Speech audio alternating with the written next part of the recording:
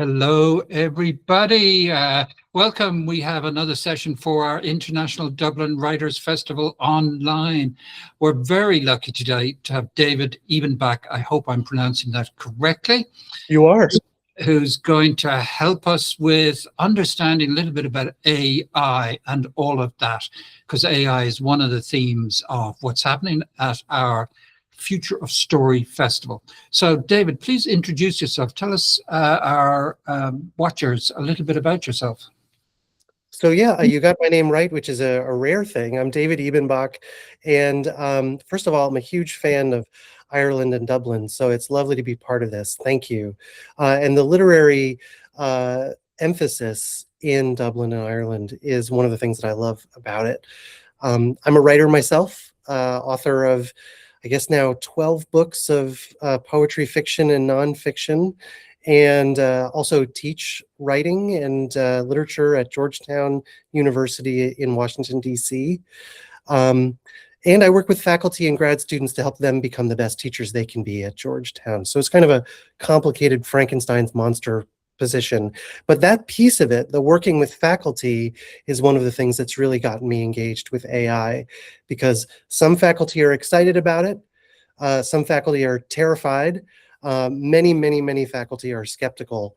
And the same goes, of course, for all of our students who, we think of young people, I think, as just going along with whatever the current technology is. But I think the reality is a lot more complicated than that. Yes, there seems to be a divide, a clear divide coming in the writing community as well. We see that there are people who are creating Facebook groups about making books with AI, and they're getting thousands of writers to join them. And so there's a lot of pro AI stuff going on. There are people setting up businesses which can help you with 1,000 prompts for creating a book. And then, of course, there are many people who are dead set against it. So on overall, how is your community of writers and educators in this area? Which way is the community leaning? Well, it's always a hard question to answer, in the sense that, we generally have a bubble that we've created around ourselves. So, and I'm no different. My social media community, for example, lots and lots of writers, and I'm seeing mainly people who are skeptical at minimum and hostile, really more hostile towards AI than anything else on my feed. But of course, that describes me, so it's not surprising that I've surrounded myself with people who feel the same way. But it's a little hard for me to fully understand, I think, the excitement about AI among any writers, because there's so many ways to do things easily and make a living. Writing is not an easy way to make a living, even with AI. There's so many books out there. Even if you're producing them constantly, you're not going to make a fortune, probably, in the same way that you would if you got into business or something. So really, the reason people do write is because of the pleasure of how sticky and complicated and stimulating it is to work on a thing, to write something, to come up with ideas, to revise, to make it better, to have a connection between really you and a reader, not mediated through a machine. So I struggle a little bit to understand any excitement about AI in this sphere, though I know it is out there to some extent. I just don't see very much of it.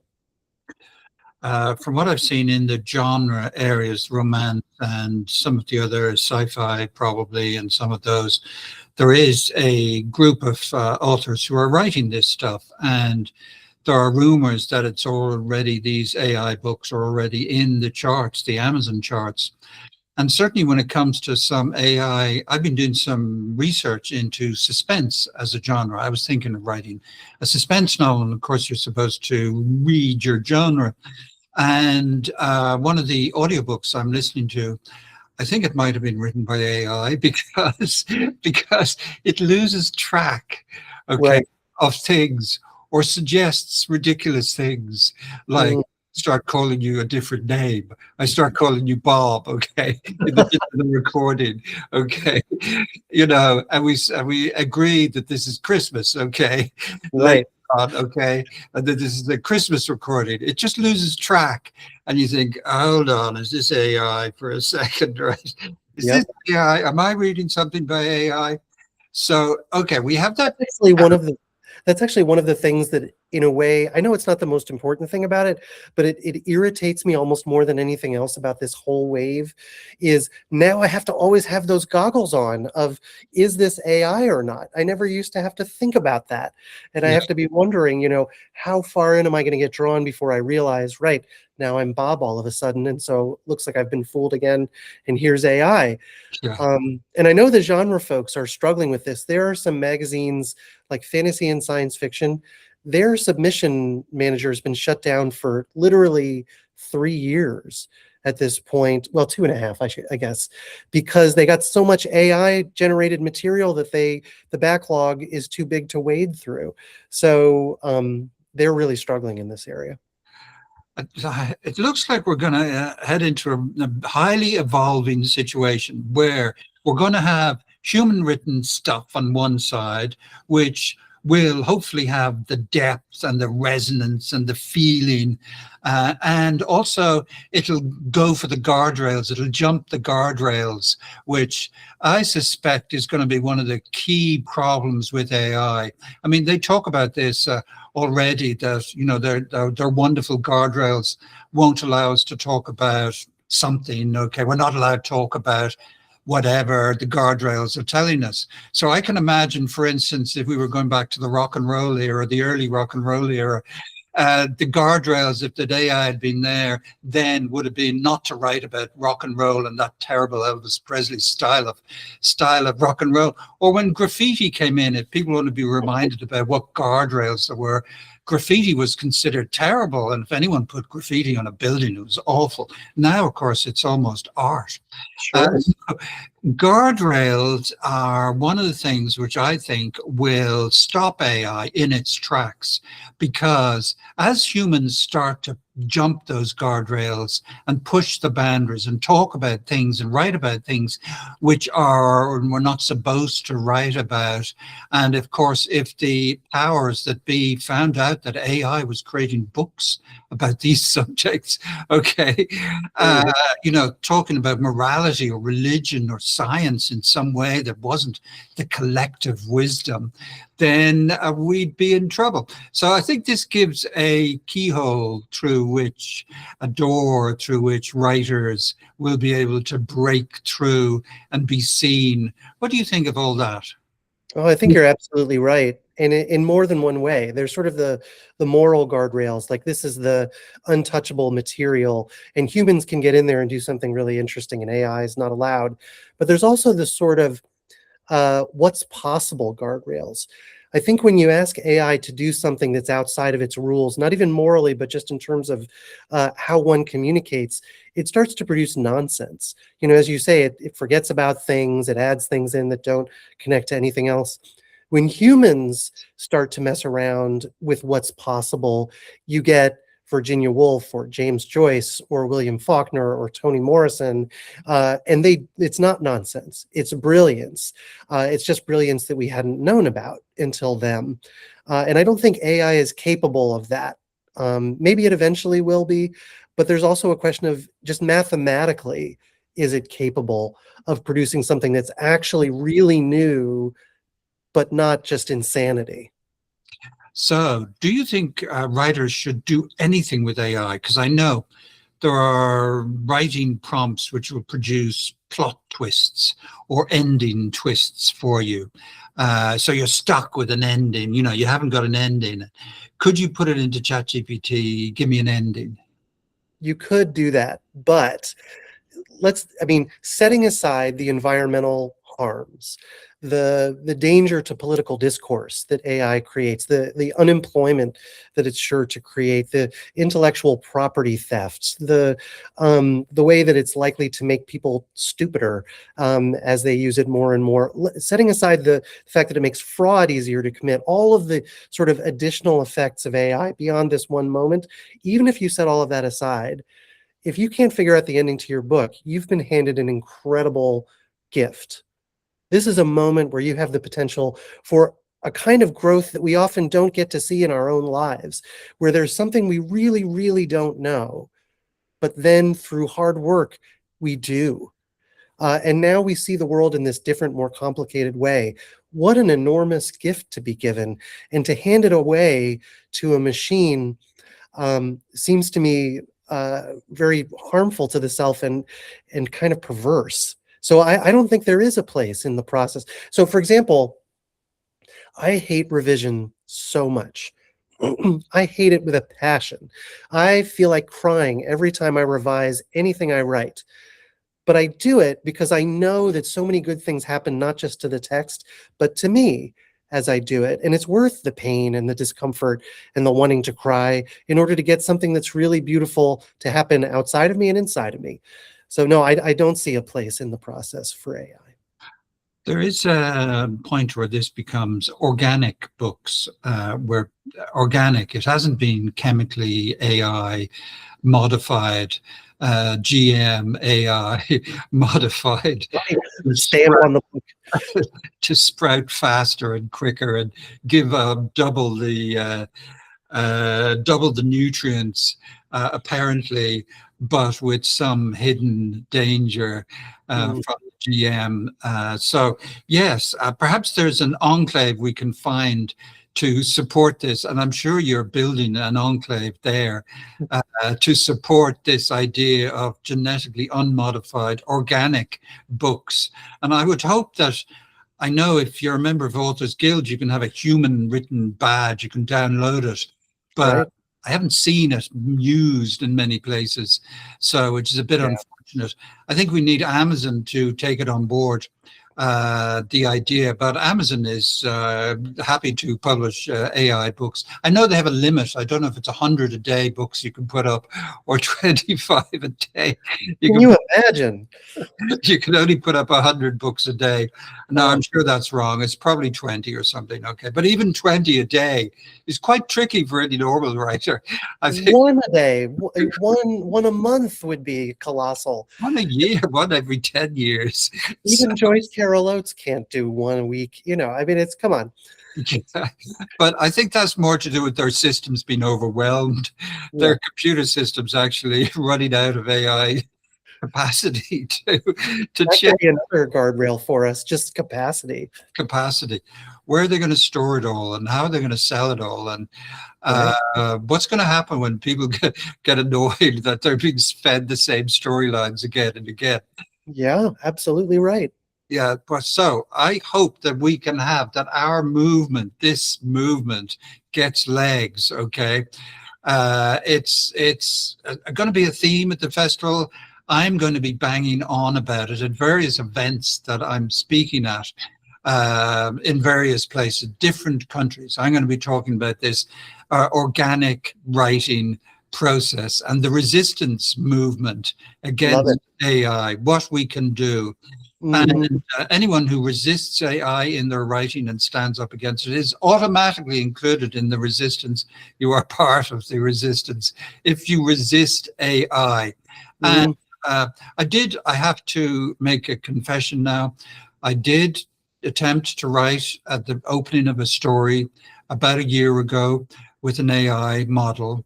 And I found that the story was so bad, I had to replace almost every word. Now that would include, I think I could use the and the ands, okay? Well, those are great. Okay, we're in the right place.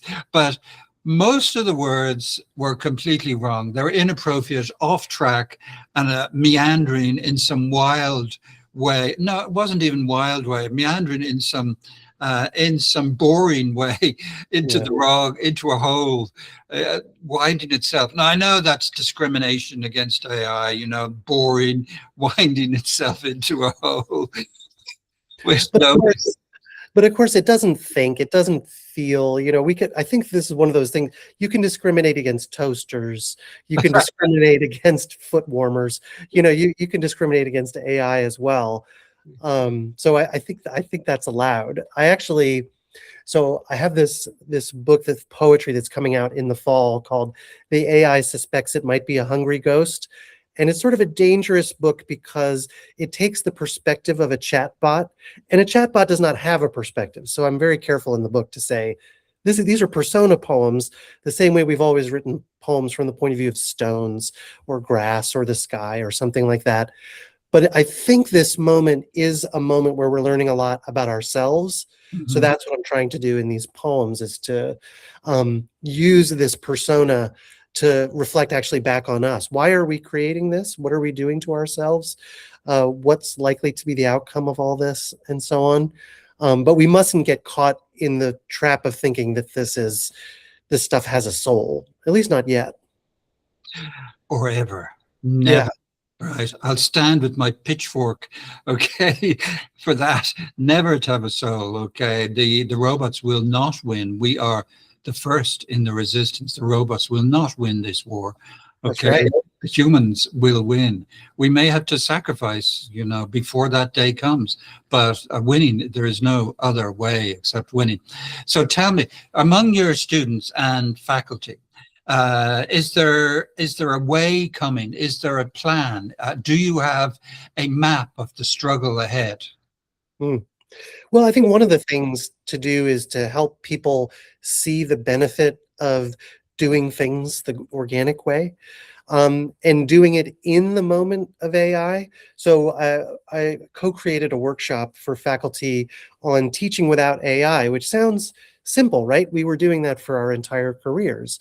What's different about it? But actually is different now, because I think we need, just as you did when you experiment, we need to find out what this stuff can do so that we know it when we see it, so that we know what our students might be using it for, and so that we actually try to give them opportunities to do things in a different way, so that we can make the case for why it's better to do it in a different way. And also, I think we have to take seriously some of the advantages of AI, because those can be reproduced organically. So it saves time.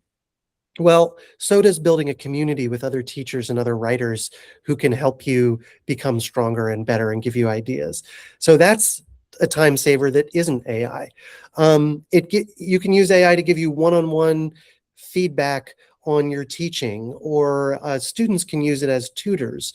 Well, what if you create an education that's more individualized? Students are choosing their own projects, you're meeting with them, and so on. Writers, instead of getting advice from AIs, what if social media connects us to each other to make human writing groups, which many of us have?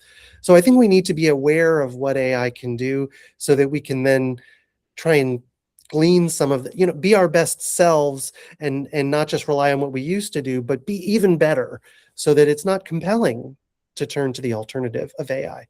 That's wonderful. That's really good. That'll make us be our best selves, push us to be our best selves. Our community, the way we support each other, and our writing, the way we give each other feedback, and the way we personally research what we need to do. So your book coming out later this year, tell me its title again. It's called The AI Suspects It Might Be a Hungry Ghost. Wow, that's gotta be good. Okay, so we'll have that for the holidays. Yeah, Broadstone Books is putting it out. It should be out in the fall. Okay, well, it's wonderful to talk to you about that damned AI, okay, and what we're going to do to stop it in its tracks, okay? Yep.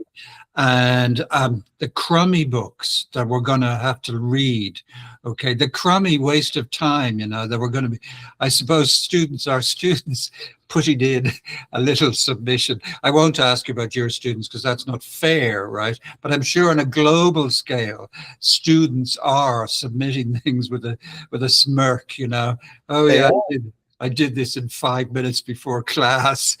And perhaps worse yet, there are cases where faculty are then using AI to grade that writing.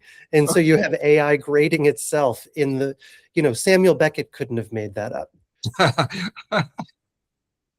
How soon will they all lose their jobs and their positions?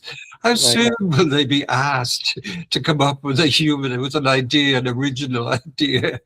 Can you come up with an original idea? Hold on, I asked my AI. There are no original ideas in AI. Oh, this has been brilliant. I've really enjoyed this. And I hope everybody out there has enjoyed this, to see what's happening in the academic field of writing, but not also academic. I'm a thriller writer, a published thriller writer, and I want something new and original and something that jumps the guardrails. And I know I'm not going to get that from anything branded AI. So thank you for being part of this call. I'm going to stop the recording now. Thank you, everybody, for being part of this call. Thank you. On.